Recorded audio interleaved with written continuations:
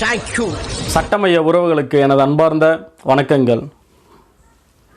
இன்றைக்கி நம்ம பார்க்கக்கூடியது தலிபான். கண்டிப்பாக இன்றைக்கி இதுதான் ஒரு மிகப்பெரிய நியூஸாக இருக்குது. ஒரு வாரமாகவே இதில் இந்த தலிபான்களை பார்த்து ஏன் இப்படி எல்லாரும் பயந்து ஓடுறாங்க. ஒரு நாடே இந்த ஊரை விட்டு நம்ம வெளியே போனால் போதும் அப்படின்னு சொல்லிட்டு நான் ஃப்ளைட்லனாச்சும் நான் தொங்கிட்டு போயினாச்சும் வேறு ஊருக்கு போயிடுறேன், இந்த ஊர் எனக்கு வேணான்னு சொல்லிட்டு ஏன் மக்கள் இந்த மாதிரி ஒரு விபரீத முடிவை எடுக்கிறாங்க.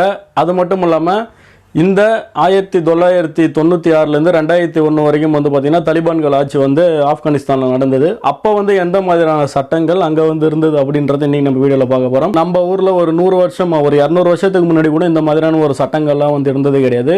அதுவும் பார்த்திங்கன்னா பெண்களுக்கு நம்ம ஊரில் இது எதிரான சட்டம். ஆனால் அந்த ஊரில் அவங்க தலிபான்கள் ஆட்சியில் இருக்கிறப்ப பார்த்திங்கன்னா இந்த சட்டம் அந்த இடத்துல கடைப்பிடிக்கப்பட்டிருக்கு அப்படின்னு சொல்கிறாங்க. அப்படி என்ன இந்த சட்டங்கள் அப்படின்னு சொல்லி பார்த்தா, பெண்கள் கண்டிப்பாக ஆண் துணை இல்லாமல், ஆண் துணைனா ஆண் நண்பர்லாம் கிடையாது, அதெல்லாம் அறவே கூடாது.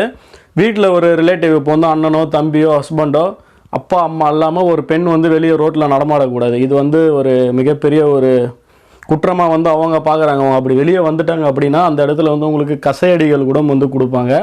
பெண்கள் பார்த்திங்கன்னா நம்ம ஊர் மாதிரி ஒரு நெயில் பாலிஷ் கூட வைக்கக்கூடாது. நெயில் பாலிஷ் வச்ச நிறைய பேரோட விரலே கட் பண்ணி எடுத்த நிறைய கதைகள்லாம் அந்த ஊரில் நடந்திருக்கு.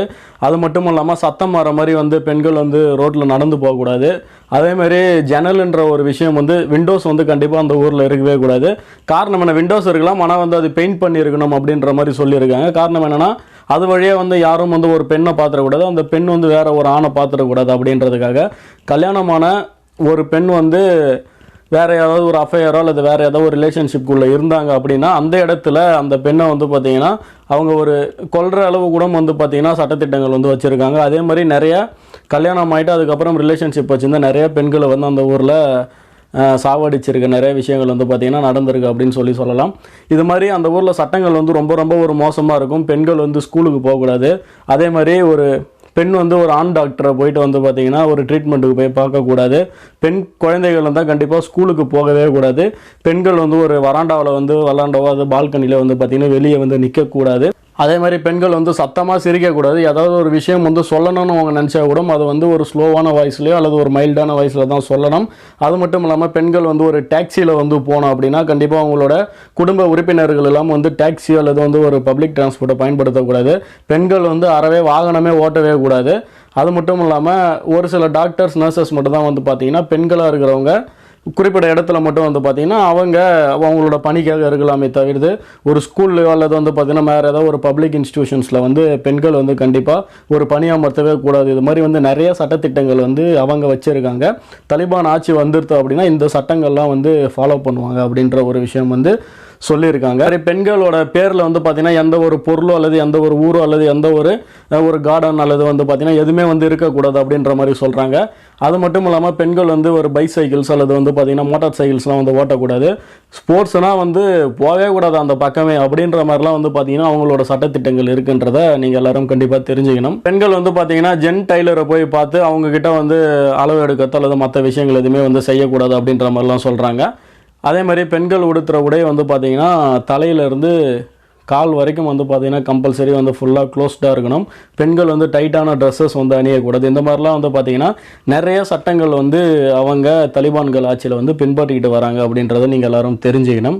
பொதுவாக பார்த்திங்கன்னா அந்த ஊரில் பாட்டு கேட்குறது, மியூசிக்ஸ் லிசன் பண்ணக்கூடாது, நியூஸ் டெலிவிஷன்ஸ் இந்த மாதிரி எந்த ஒரு விஷயமே கண்டிப்பாக இருக்கவே இருக்காது. அப்படி யாரும் கேட்கவும் முடியாது.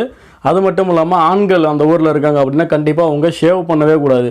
ஆண்கள் எல்லோரும் பார்த்திங்கன்னா கண்டிப்பாக அவங்களோட அந்த ஒரு தாடி பார்த்திங்கன்னா கம்பல்சரி வச்சிருக்கணும் அப்படின்ற மாதிரி சொல்லியிருக்காங்க. அந்த ஊரில் இருக்க ஸ்கூல் பசங்க கூட பார்த்திங்கன்னா கம்பல்சரி ஒரு டர்பன் அணிஞ்சிருக்கணும் அப்படின்னு சொல்கிறாங்க. இன்கேஸ் அப்படி இல்லை அப்படின்னா அவங்களுக்கு எஜுகேஷனே கிடையாது அப்படின்ற மாதிரிலாம் நிறைய ஒரு கடுமையான நம்ம யாருமே நினச்சி பார்க்க முடியாத நம்ம இப்படிலாம் ஒரு சட்டங்கள் போட முடியுமா அப்படின்னு சொல்லி நம்ம பேசிகிட்டு இருக்க சமயத்தில் அவங்க இதெல்லாம் பார்த்திங்கன்னா ஒரு சட்டத்திட்டமாக 1996 பார்த்திங்கன்னா அந்த ஊரில் இம்ப்ளிமெண்ட் பண்ணி அதை கடைபிடிச்சும் வந்திருக்காங்க. அதனால தான் பார்த்திங்கன்னா மக்கள் ஒரு பெரிய அளவில் இந்த ஊரை விட்டு நம்ம வெளியே போனால் போகிறோன்ற மாதிரி ஒரு பெரிய இஷ்யூ பார்த்திங்கன்னா ஆப்கானிஸ்தானில் போயிட்டு இருக்குன்றத எல்லோரும் கண்டிப்பாக தெரிஞ்சுக்கணும். தொடர்ந்து உங்கள் ஆதரவு கொடுங்க, சப்போர்ட் பண்ணுங்கள். மறுபடியும் இன்னொரு வீடியோவில் சந்திக்கிறேன். நன்றி, வணக்கங்கள்.